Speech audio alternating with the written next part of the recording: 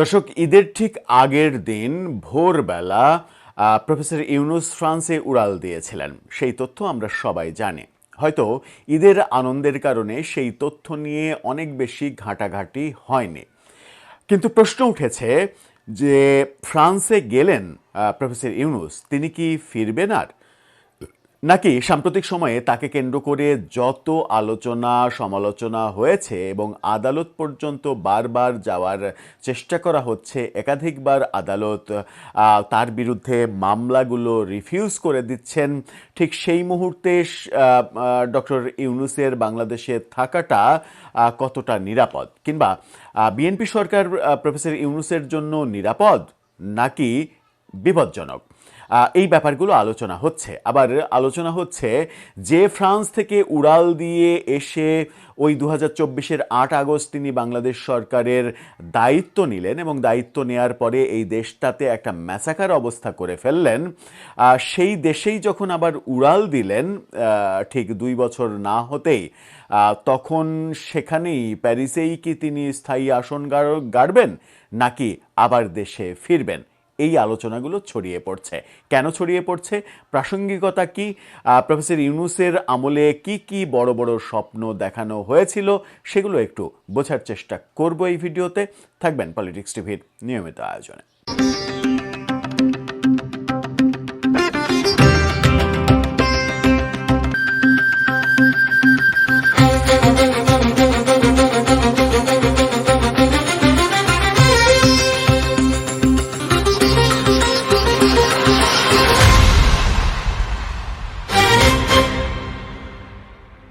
দর্শক, বলছিলাম যে প্রফেসর ইউনূস 27 তারিখে দেশ ছেড়েছেন। আমরা সেই তথ্য যেটা জানি সেটা হচ্ছে যে 27 তারিখ ভোর 6টা 50 মিনিটে টার্কিশ এয়ারওয়েজের একটা বিমানে তিনি ঢাকা ত্যাগ করেন, ভোরবেলা চলে যান। এবং সেই তথ্য মানে বিভিন্ন গণমাধ্যম এয়ারপোর্টের গোপন যে তথ্য, সেই তথ্য অনুযায়ী পেয়ে তখন প্রকাশও করেছিল। আমরা পরবর্তীতে দেখেছি যে ফ্রান্সে তার গমন, ফ্রান্সে যাওয়ার পরে আওয়ামী লীগের সমর্থকরা তারা অপেক্ষা করতে দেখেছি তাদের, যে প্রফেসর ইউনূস আসবে, সেখানে একটা অপ্রীতিকর ঘটনা ঘটাবে, হয়তো ডিম ছুঁড়ে মারবে, যে ডিম কাণ্ডগুলো ইদানিং খুবই জনপ্রিয় হচ্ছে, মানে মিছিল সমাবেশ, এগুলো আমরা ফ্রান্সে দেখেছি। আবার প্রফেসর ইউনূসের পক্ষের যারা, তারা আবার অনলাইনে সরব হয়ে বলেছে যে আমরা থাকতে কে প্রফেসর ইউনূসের কি করতে পারে দেখে নেব। এই ব্যাপারগুলো ফ্রান্স থেকে আমরা খবর শুনছি, এবং ফ্রান্স থেকে এই খবরও আমরা শুনছি যে তিনি ফ্রান্সের একটা অনুষ্ঠানে যোগ দিয়েছেন এবং সেখানে মজার একটা ব্যাপার ঘটেছে। এই ফটোকার্ডটা দেখে নিন ইত্তেফাকের। সেখানে বলা হচ্ছে যে ফরাসি মন্ত্রীর সঙ্গে সংলাপে ডক্টর ইউনূস বলছেন, বাংলাদেশের নতুন প্রজন্মের তরুণীরাই পথ দেখাচ্ছে। তরুণীরা পথ দেখাচ্ছেন, দুই পাশে দুই তরুণী তার বসে আছে এবং মানে তার দুই পাশে দুইজন বসে আছে, তারা স্বাভাবিকভাবে ওয়েস্টার্ন ড্রেসে বসে আছে। তো ওয়েস্টার্ন ড্রেসে যখন বসে আছেন এবং বিদেশে গিয়ে এই ওয়েস্টার্ন কালচারের সঙ্গে একীভূত হওয়ার ব্যাপার প্রফেসর ইউনূসকে যখন আমরা দেখি, ঠিক দেশে থাকা অবস্থায় তার শাসনকালে সাম্প্রদায়িক শক্তিকে তিনি যখন পৃষ্ঠপোষকতা দিয়েছেন, উৎসাহিত করেছেন, নারীরা নির্যাতিত হওয়ার ঘটনার সব থেকে বেশি ঘটেছে প্রফেসর ইউনূসের আমলে, এবং নারীদের ইপটিজিংয়ের শিকার হতে হয়েছে পোশাকের কারণে। যে মানে তার এই ছবিতে আপনারা যে পোশাক দেখলেন, দুই পাশে দুই নারীর, সেই পোশাক বাংলাদেশে কেউ পরলে তার কি অবস্থা হবে সেটা তো বোঝাই যায়। তার শাসন আমলে ঢাকা বিশ্ববিদ্যালয়ে এক ছাত্রী ওড়না না পড়ার কারণে তাকে মানে লাঞ্ছিত করা হয়েছে, এবং লাঞ্ছিত যে করেছে বিশ্ববিদ্যালয়ের লাইব্রেরির এক পিয়ন, সেই পিয়ন একটা সাম্প্রদায়িক দলের সদস্য, তাকে জামিনে মুক্ত করে ফুলের মালা দিয়ে বরণ করে হিরো সাজানোর ঘটনাও আমরা দেখেছি প্রফেসর ইউনূসের আমলে। প্রফেসর ইউনূসের আমলে নারীরা কোনোভাবেই সম্মান পাননি, কিন্তু তিনি ওখানে গিয়ে ফতোয়া দিচ্ছেন যে বাংলাদেশের নতুন প্রজন্মের তরুণীরাই পথ দেখাচ্ছে। কিভাবে পথ দেখাইছে তার শাসনামলে সেই চিত্রগুলো কিন্তু আমরা দেখেছি। এই তথ্য যখন আমরা পাচ্ছি তখন আমরা যদি একটু অতীতের দিকে ফিরে যাই তাহলে অতীতের দিকে ফিরে গেলে কি পাওয়া যাবে? আমরা কালবেলার একটা ফটোকার্ড দেখে নিন। সেখানে 28 সেপ্টেম্বর 2024-এর এই খবরটা, সেই খবরে বলা হয়েছিল ইউনুস ম্যাজিকে আসবে $13.5 বিলিয়ন। ইউনুস ম্যাজিক দেখিয়েছেন, ম্যাজিক দেখিয়ে সেখানে তার সরকারের পক্ষ থেকে বলা হয়েছিল $13.5 বিলিয়ন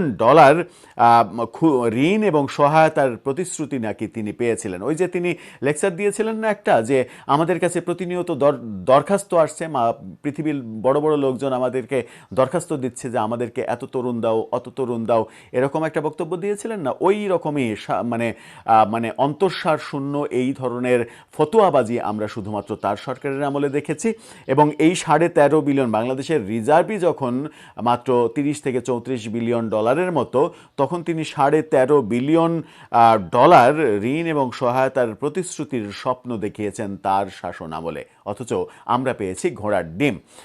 এরকম অবস্থায় এবং বাংলাদেশে ইউনুস বিরোধী কার্যক্রম এত বেশি হচ্ছে, এত কথাবার্তা হচ্ছে, এমনকি তার প্রিয় ছাত্ররা যারা তাকে নিয়োগ দিয়েছিলেন তারা পর্যন্ত তার বিরুদ্ধে চলে গেছেন এবং বলেছেন মার্কিন চুক্তির ব্যাপারে তাদের সঙ্গে ইউনুস সরকারের কোনো পরামর্শ হয়নি। ইউনুস সরকারের কিচেন ক্যাবিনেটের মেম্বার ছিলেন না বলে আসিফ মাহমুদ সজীব ভুঁইয়ারা ওপেনলি বলছেন কিচেন ক্যাবিনেট ছিল কিন্তু আমি মেম্বার ছিলাম না।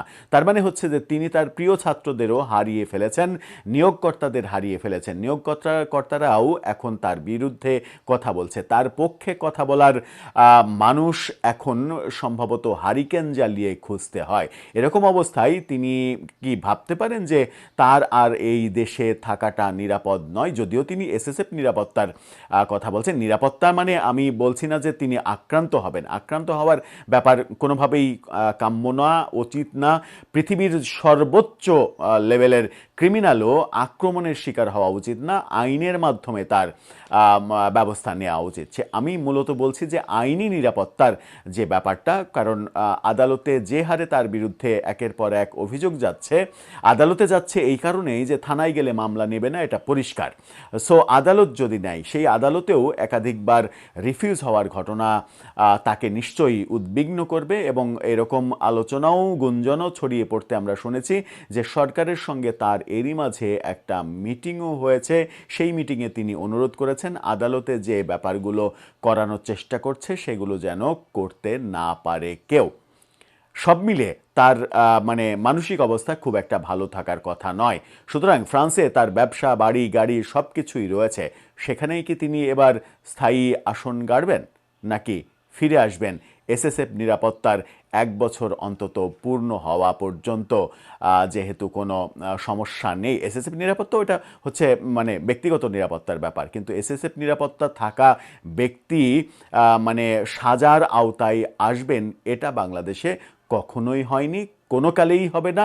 সুতরাং তিনি যে রাষ্ট্রীয় প্রোটোকল পাচ্ছেন, রাষ্ট্রের সর্বোচ্চ ভিভিআইপি মানুষ হিসেবে ট্রিট করছে রাষ্ট্র, প্রেসিডেন্ট এবং প্রধানমন্ত্রীর মতো, সেরকম অবস্থায় তার বিরুদ্ধে শুধুমাত্র এই আলোচনা সমালোচনাই করা যাবে, কোনো অভিযোগ দিয়ে কোনো কিছু হবে না, এই কথাও অনেকে বলেন।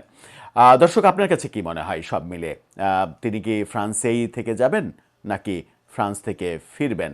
ফ্রান্সে গিয়ে হাফ প্যান্ট পরা মহিলাদের সঙ্গে অকপটে তিনি যে মিটিং করছেন, বাংলাদেশে ওড়না কে কি পরবে, টিপ বড় পরবে না ছোট পরবে, এই ফতোয়া যারা দিয়ে বেড়ায় তাদের পৃষ্ঠপোষক তিনি কিভাবে হয়েছিলেন, সেই প্রশ্নও কি অন্তরে জাগে? আপনার মতামত জানিয়ে লিখতে পারেন আমাদের কমেন্ট বক্সে।